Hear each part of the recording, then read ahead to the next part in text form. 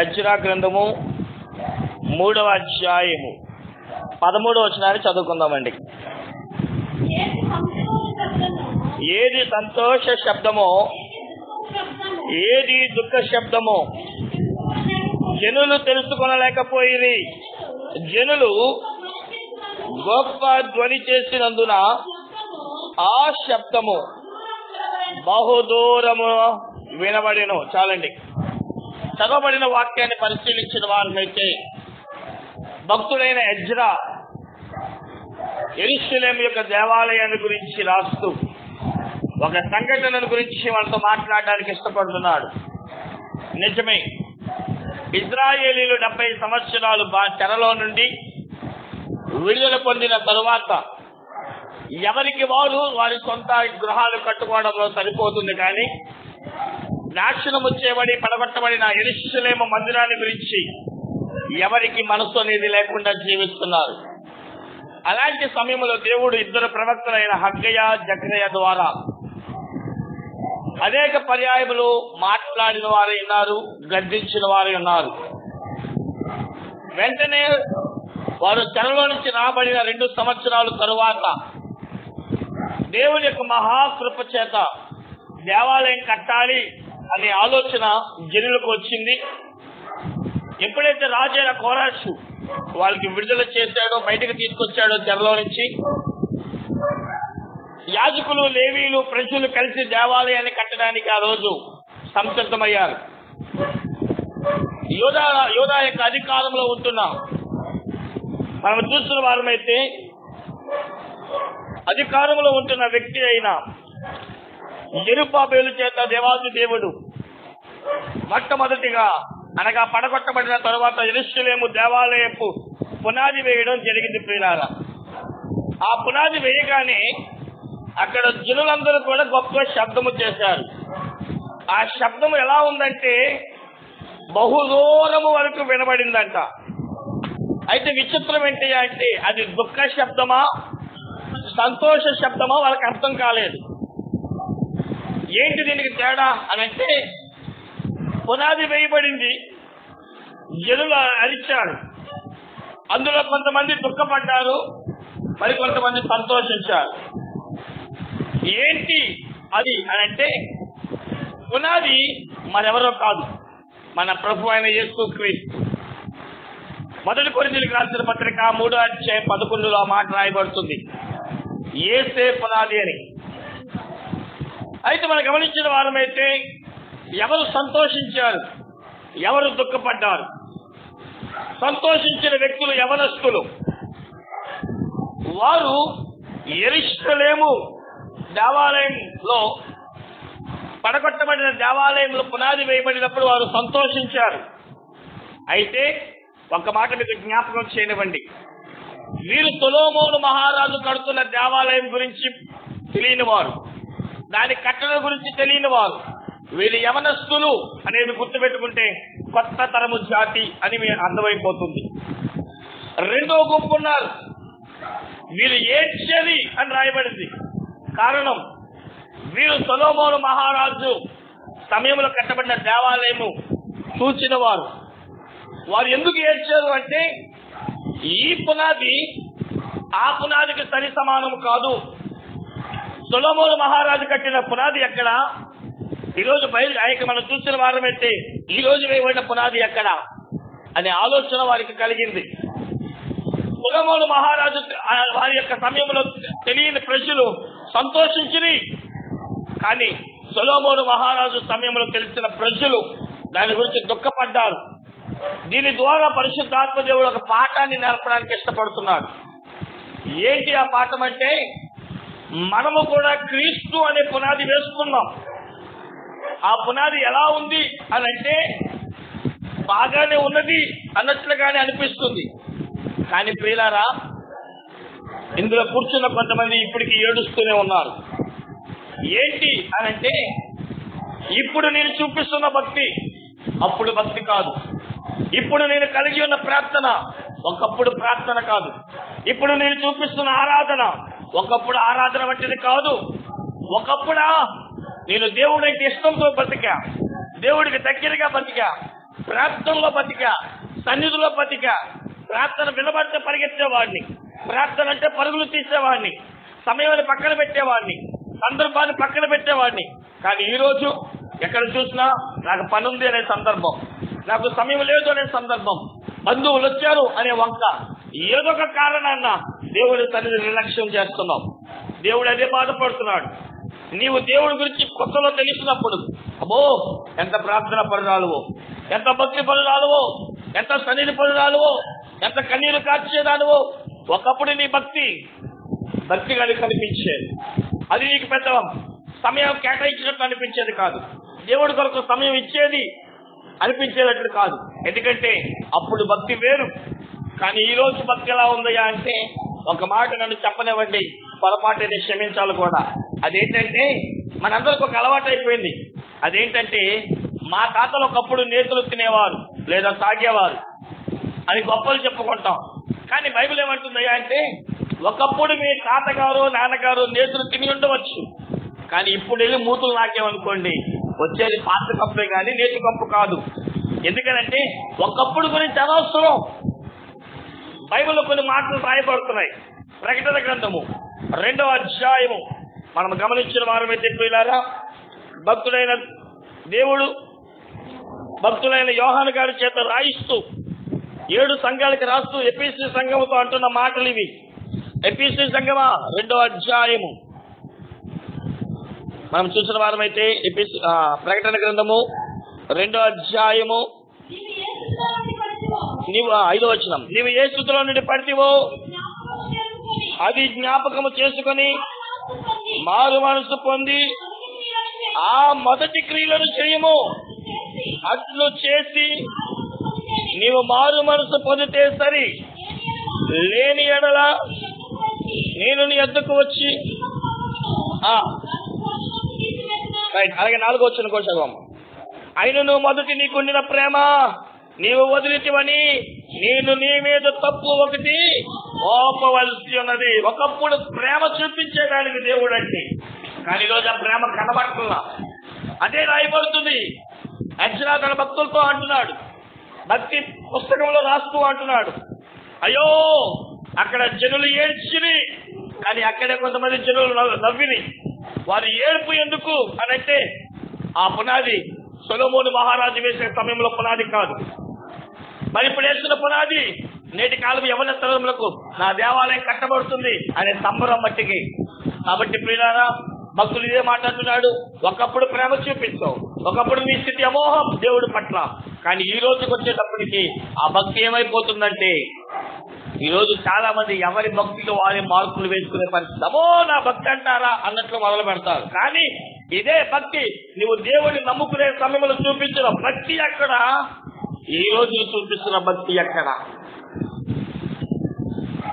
ఒక్కసారి ఆలోచించేద్దామా? నాకు చాలా బాగా గుర్తు,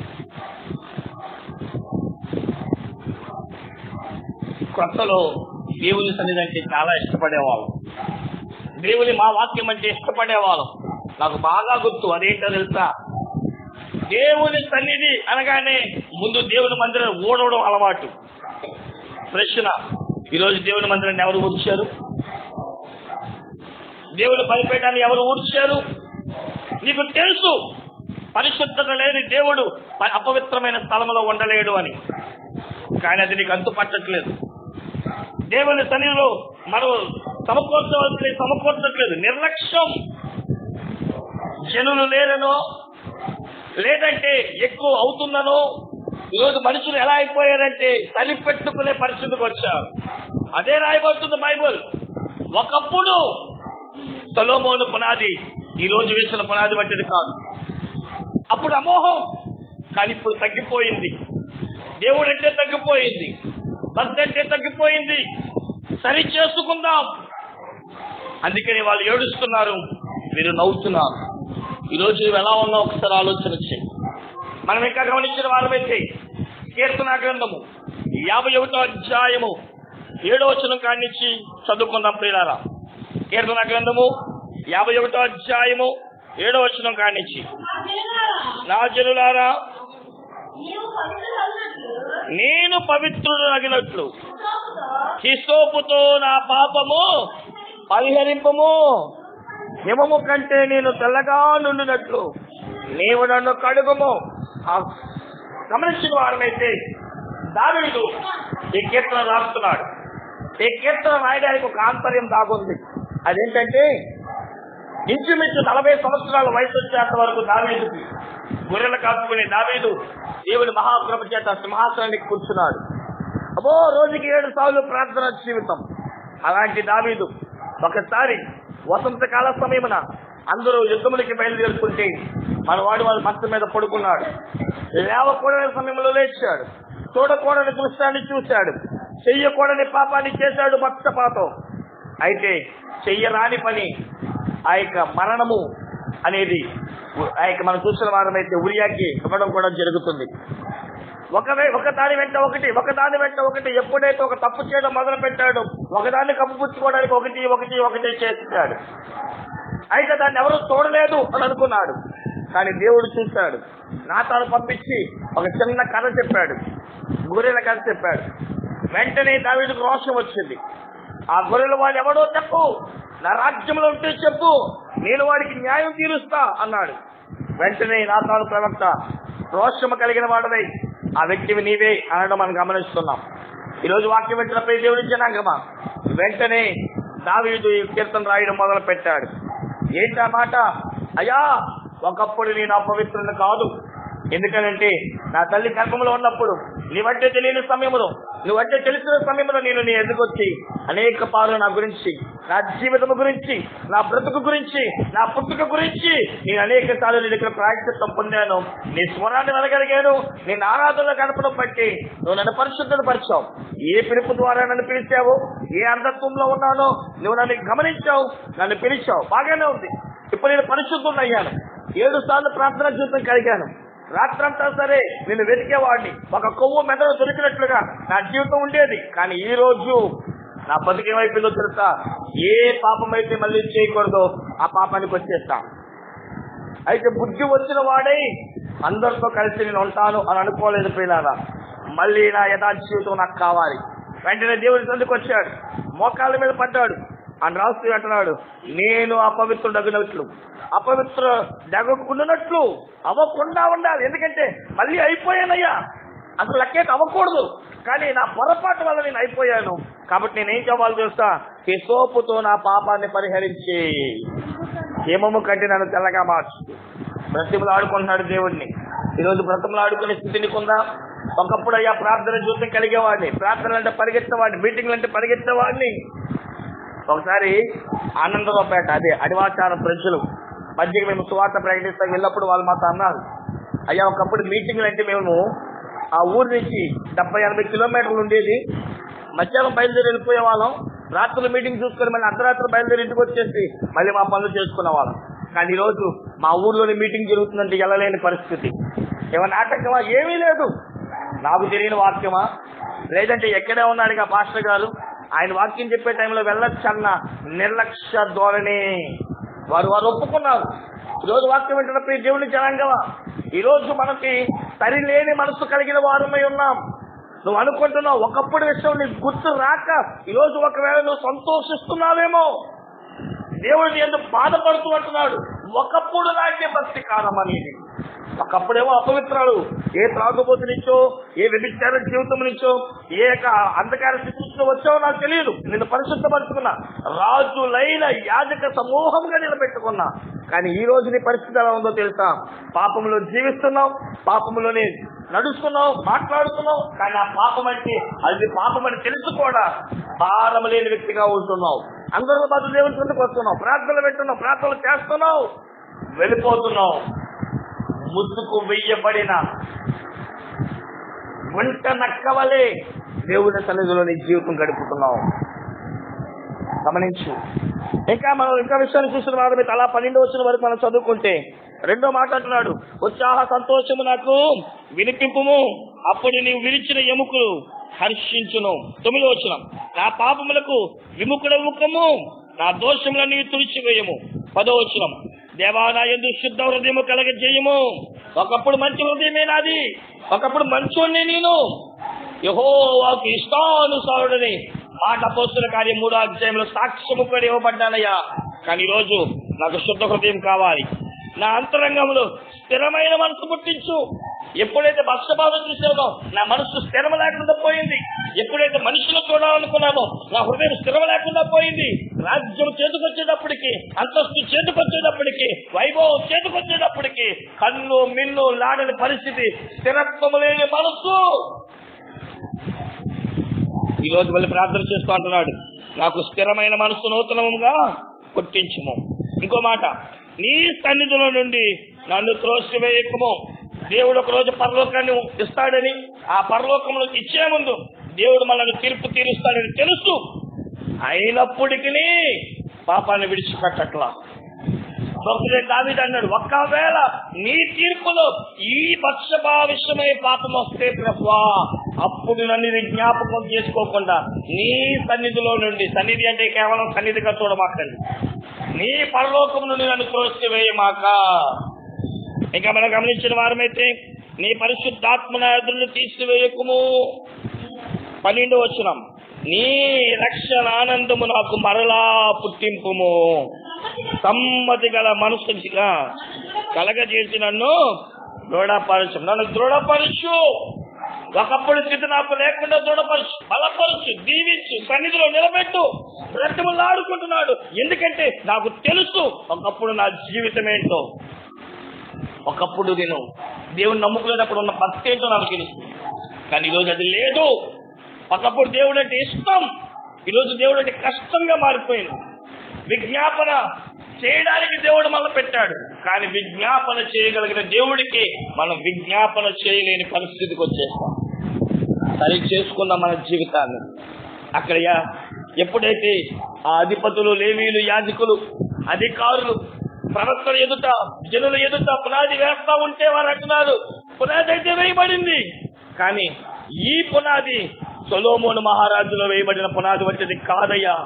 వాళ్ళు ఏడుస్తున్నారు. అక్కడ ఉన్న వృద్ధులు, మాకు తెలుసు, అనుభవం మాకుంది, ఒకప్పుడు ఎంతగా అనుభవించే వాళ్ళము, కానీ ఈరోజు వేయబడిన పునాది నామకాంత పునాది. ఈరోజు నీ భక్తి నామకాంత భక్తేనా? అయితే చివరికి ఒక మాట నేను ముగించేస్తాను.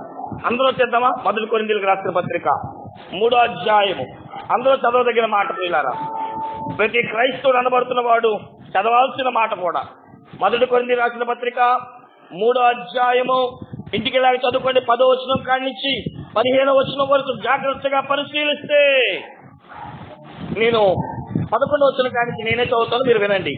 వెయ్యబడినది తప్ప మరి ఒక పునాది ఎవడును వేయనేరడు. ఈ పునాది యేసు క్రీస్తే.